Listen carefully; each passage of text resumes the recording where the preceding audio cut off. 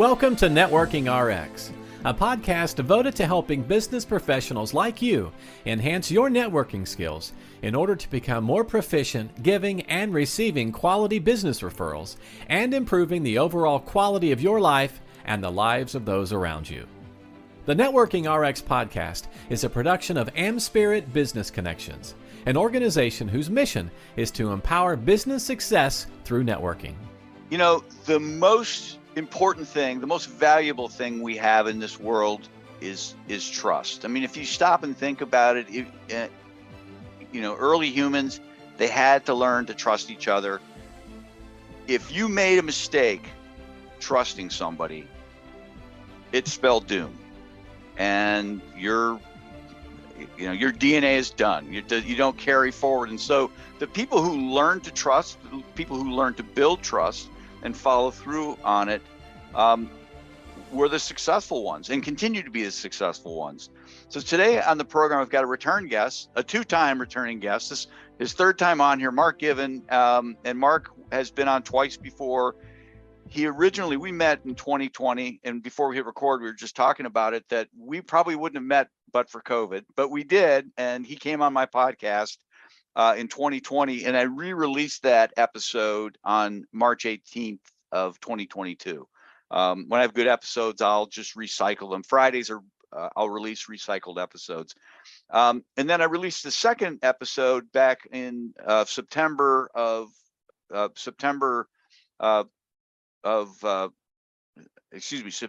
22 of 2022. There's a lot of twos in there. The first episode was episode 233, and then again 528. And so I've got Mark back again. He has written a book. The title of the book is Trust-Based Referrals: Proven Ways to Stop Chasing Strangers and Start Captivating Your Sphere of Influence. So I wanted to get Mark back on, and this won't be the last time. He's got a lot of great content out there. We're going to talk.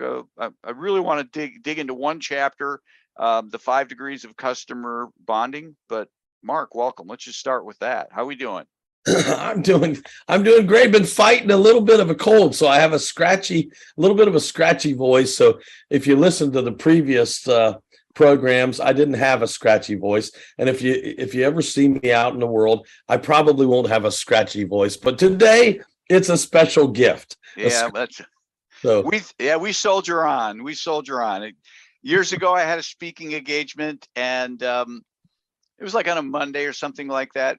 And over the weekend, I had kids. They're young kids. They're just doing whatever. I'm just yelling at my kids, and I blew out my voice. I had to call the people and say, listen, I can't talk. And they were gracious enough to reschedule. But, oh, well, you don't have to worry about your hands or your feet. They can just roll you out there as long as you can talk. That's into that is the truth. No, but I feel great. It's just one of those things where and friends of mine that have had these colds have been lingering too. I don't even cough that much until at night when I go to sleep. My metabolism goes down, and then I start coughing. But anyway, we got a lot more important things to talk about. Yeah.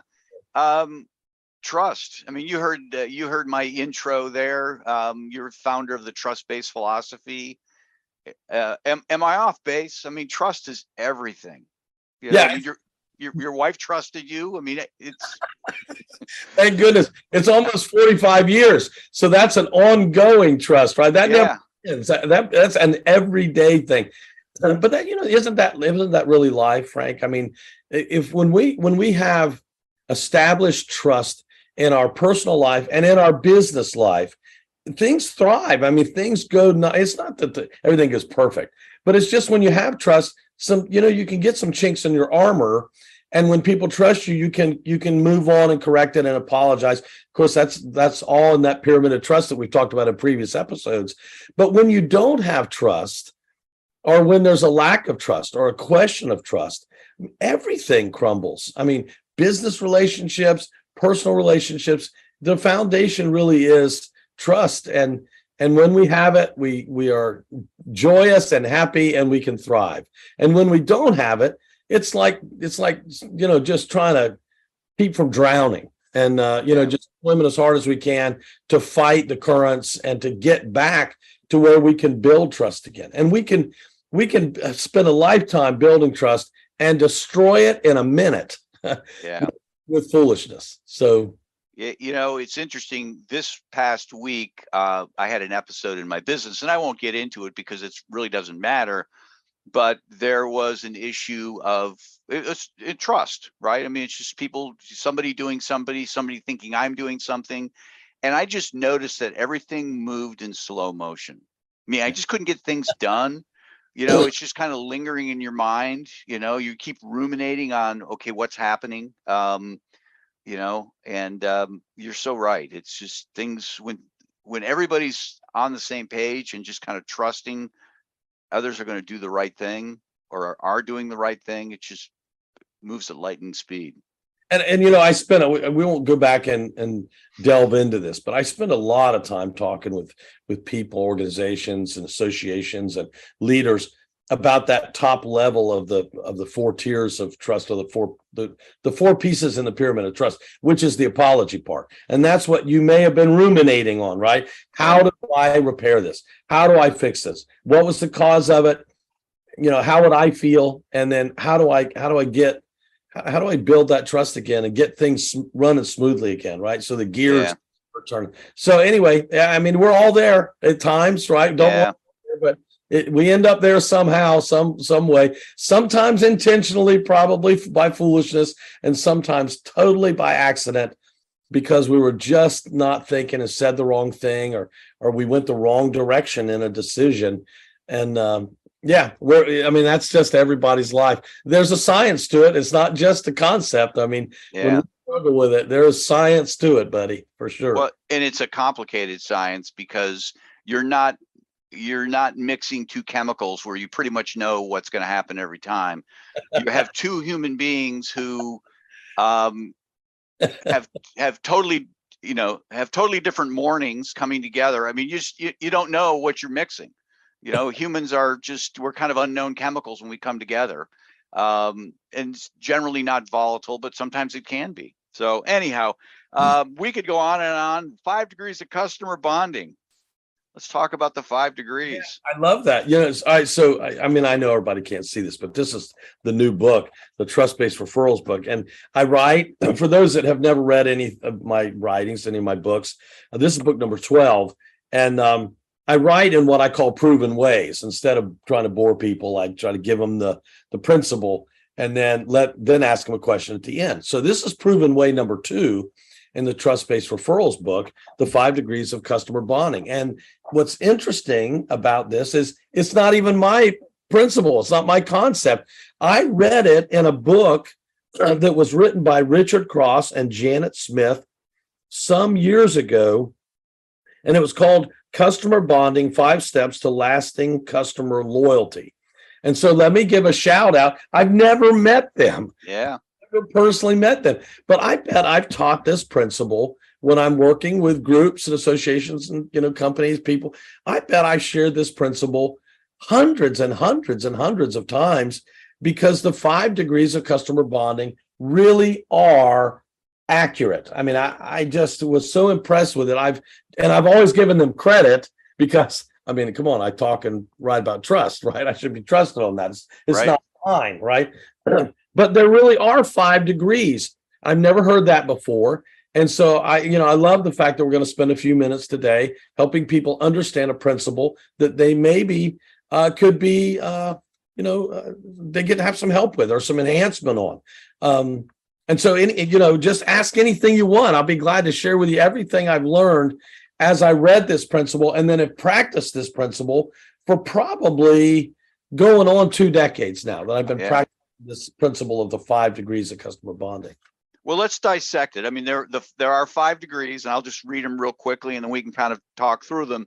There's awareness, there's identity, there's relationship, and you spent a lot of time talking about that, community, and then the final one is advocacy. Advocacy. Yeah. Because advocacy is something we want to be broad, but then we can have a few advocates that create tremendous success for us. But when we build advocacy, that becomes like a sea of opportunity. So, love it. And we've been taught. Let me just give everybody a little, plant a little seed. We've been taught our whole lives in business and in our personal lives, both business and personal, that relationships were the key to our success. And the truth is, it's only the third level. Yeah. It's deep enough. Relationships are valuable, and we'll explain that in just a second. But to go to the next two levels are where the real success comes, where the real power comes. Well, let's start from the beginning. Awareness. I guess share with us what awareness is and how. I'll be glad to. Yeah. So awareness is what we see. Traditionally, it would be, Frank, it's just the marketing we do. It's one-sided. It's very lopsided. We send stuff out and we hope we get some kind of response. We hope somebody notices. Probably a good example would just be if somebody in business and they put up a billboard, right? Yep. So in other words, you don't really have any idea. You know that you hope that hundreds and thousands of people will see the billboard. You hope that it's written well and it's captivating in some way, that somebody might respond to your maybe your email address or your phone number that's on there. And so often we don't even ask the question, how did you know? We were just talking about that pre-show, Frank, that about, you asked that question, how did you know about me? And so often with awareness, we put it out there, but it's so lopsided, it's so one-sided. We're just screaming, hey, Super Bowl is coming up, right? That's exactly what Super Bowl ads are. We're going to hope we get a lot of people's attention and hope we get some response, right? So they're going to check their website analytics and see how many upticks they got. But you haven't created any connection. You've just created some kind of maybe a little bit of interest. It's almost as if you were walking by a window shopping and you see something and you think, oh, that's nice. But you just keep walking, right? I mean, maybe you like the color of it, or if it's, let's say if it's shoes, right? You like how they look, or you think, oh, I might look good in those. And maybe sometime when I need some shoes, I'll come back and look at these. But you just keep right on going. And that's what awareness is. It just gathers people's attention, but it doesn't build any kind of a connection. Right? There's no connection there. It's just attention grabbing. So it's expensive too. It's time consuming. We can put ourselves right out of business creating awareness. We can market so much, but if it's not sticky, all we've done is, I mean, how many times have we seen businesses that have come and gone? Even let's go back to the Super Bowl ads, right? I mean, how many of those places are you can't even name them anymore, right? Yeah. I bet you couldn't even name. I can't. I don't know. That's probably not true. Doritos, right, has commercials every year. So sure. Doritos, but I couldn't tell you all the commercials from last year's Super Bowl or the World Series or the big events, sporting events, as an example that I. Well, I mean it's a great point. I worked in public accounting, one of the big firms. The firm was named Coopers and Lybrand, which is now part of Price Waterhouse. And back in the late 80s, early 90s, they took out an ad, Super Bowl ad. Big deal. It only did it 1 year. And they did create a lot of awareness, but I don't think that awareness then went over into identity. Because most people just saw it and then you just, what is that? Oh, back to the game. I don't care. Yeah. So, and by the way, it's okay to be in awareness if you're willing to pay the price for it and have an expectation, maybe a desire that you would have some return, but that you don't plan on any return. I mean, you could spend all the money, invest all the time, and get no real significant long-term return off of it. So you can do whatever you want in awareness. You just need to recognize that it's shallow, right? It's not very deep. Doesn't take you to identity. So, well, let's talk identity. I'll give you an example of identity. So I live in North Carolina, and excuse me, I'm sorry. And I live in not terribly far from Raleigh, North Carolina. And if anybody lives in North Carolina, you know that there's the three big colleges there. There's NC State, there's Duke University, and there's the University of North Carolina, Chapel Hill, the Tar Heels. Now, here's the point. I can go literally anywhere in the world. And this has been, I've been blessed and fortunate enough to travel all across the world. And I don't mean that as, oh, look at me. I mean it as, here's an example of it. Everywhere I go, if I'm there for more than a day, I never get anywhere that I don't see somebody with a University of North Carolina t-shirt, right? Or something that has a Michael Jordan sky blue logo on it, right? Because he went to UNC. And so you can see this, which is identity. It's the second level of the 5 degrees of customer bonding, as an example of that. It's when your people can associate with you in some way. They like you in some way. Maybe they like your brand, or maybe they like your logo, or maybe they like, Nike's a good example of that. There are many others, right? So people can associate with you in some way, but once again, there's no real connection. And when somebody comes along with a better logo, or they have a better team, if you were going to make the metaphor sports, then they just switch, right? And your connection is now gone, right? Because there was no real connection to begin with. It's just something that you did that people could associate with, and they liked. They had some like for it. But that doesn't mean they've ever done any business with you. Just like awareness, it may mean in some way they have some idea that you're out there, but that doesn't mean they've ever done any business with you, or they've ever connected with you in any substantial or significant way, where you've been able to provide your services, or you've been able to, give to them in some way that would benefit their circumstances. So those first two levels are important. They fit nicely into marketing, but they don't help us. They might help us get people's attention, but they don't necessarily help us succeed to the level of what we're trying to achieve. Well, it seems to me that those first two levels create the foundation where somebody will determine whether or not they want to have a relationship. I mean, that leads into your next. Right. It can. Yeah. It can at least lead them to think, oh, well, maybe I want to know more about you, right? Maybe maybe I need to Google you, right? Or maybe I need to try one of the products. So the next level then in the pyramid of the 5 degrees of customer bonding is called a relationship. A relationship is when we have created some kind of connection with them. Maybe they've done business with us. Maybe we've served them in some way. I like to compare it to, let's say that you're out in shopping someplace. And pick your brand, right? Whether you're grocery shopping or wherever you shop, and you turn and come around a corner, and you're going down an aisle, and you see somebody that's coming the other direction, and you recognize them, and they recognize you, but for the life of you, you can't think of their name. Oh God, that happens all the time. Right? You cannot remember how it is that you know them. So you get this eye connection, right? Maybe you even express some smiles or exchange. And now you're hiding behind the green bean stand, right? trying to buy a little bit of time so that when they get to you, you don't, reach out your hand or give them a knuckle bump or shake their hand, whatever, and say, instead of saying, hi, friend, right? Or, hey, you're actually thinking, what in the heck is their name, right? How do I know them? And we've been taught our whole lives that what we need to build is relationships. And that's true.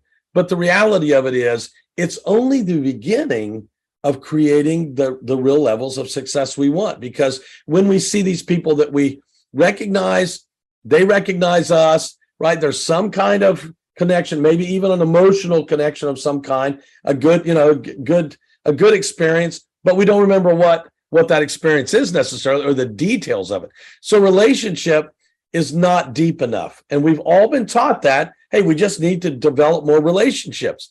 Well, that's a good start, but we're still not there to build a flood of referrals and to create ongoing business so they'd want to recommend us to other people and take that risk when they do that. You're not going to get that on a relationship. You're not going to get that on a relationship alone. It's not deep enough. So where do we go from there? Okay, we're almost there. We got 2 more levels. The next level is called community. Community is when you're actually connected by things that you like equally, right? So it could be anything that you do. It could be a product that you both use. It could be some group that you're associated with. Frank, with your organization, right? You've built a community of people that are like-minded, that are trying to seek some success. And so now we know each other, much better chance that we can remember each other's names. We know more about each other personally. We have some idea of our likes and dislikes. We have some common bond together. In other words, hey, we are, I guess the old adage is birds of a feather flock together, right? Yeah. This is where the birds start flocking together because we want to spend time associating with each other. So it could be people that just go play golf every week, right? They build a community of golfers. I think Seth Godin wrote a book called Tribes. Yep. And he was talking about, instead of saying, right, your team or your company, it's your tribe, right? It's the people that are your circle. And how much is enough in your tribe? So it could be just a few people, or it could be a lot of people that are involved. Everything from PTA to soccer teams and bowling teams and golf teams to your business organization, right? That's a perfect representation of that, where people come together regularly to help each other succeed. And that's what a community helps to create. And we have this emotional bond together. Right. Well, you had mentioned it earlier. University of North Carolina is a tribe. It is. I mean, it's very loose, right? But you run into somebody in Germany that's got a UNC shirt on or wherever. If that's your team, you have an affinity for them right away. At least that level, right? Right. Yeah. At least that level might create a conversation, right? Yeah. And that could lead you then to a possible relationship, which then could lead to a community. Right. So just the logo itself is a good thing to do because it helps. I mean, the whole principle here is all of these are good. They're all a beginning. They just don't get us the referrals until you get to the top level, which is where we're headed now, to advocacy or there you go. Right? Yeah. So advocates are the people out there in the world that will recommend you to somebody else. Let's face it, it is risky to make a recommendation or to refer, right? I mean, there's risk involved there because everybody doesn't like what you like, right? Everybody's not going to be all right. They're not going to be as impressed as you are. And so even as something as simple as recommending a restaurant, right? It can be a little bit dangerous so you got to use the right words, right? But what you want and what we need to do as we build through these 5 degrees is to recognize the fact that when we get to people that are advocates, they're willing to take the risk, right? In other words, they will talk about you. I'll give you an example. Frank, I consider you an advocate of mine. Okay. I mean, you've done that several times. So when this new book came out, the Trust-Based Referrals book, I had a whole list of people that I consider advocates. And so the first thing I did was mail them a free copy, right? I have such trust in you, Frank. I asked you to write a section in the book, right? I didn't ask everybody to do that, but I asked you to do that because you got this, right? I mean, this is your world. This is what you do. And you did a marvelous job of your contribution in the book. And so just know that there's a whole list of people. We mail out some books every week, but not just randomly. We mail them to these people that we consider advocates. I just had my assistant working on a list of correcting some addresses and stuff to making sure we got everything just right. Because those advocates they'll be your best friends, right? I mean, they'll be the ones that will take the risk to recommend you because there's so little risk, right? Yes. Because there's so much trust established between the two of you. And how many advocates do we need? Well, whatever is enough, right? Yeah. Yeah. Whatever's enough. So for some people, they might have 5 advocates, and that's all they need to have from a business standpoint to create an ongoing flow of business, because we're always going to find new strangers. But advocates help overcome that stranger problem, because this advocate has trust in you, they exude that to the other individual, so they come to you already with some level of trust in you because they trust this other person that recommended. So advocacy is the key. I mean, we can do all these other steps, but what we need is more advocates. And then we need to determine how many advocates do we need to create the levels of contribution that we want to do in the world, whether it be sales or service. So I'm always seeking, right? I think, Frank, you're always seeking more advocates, not just more relationships.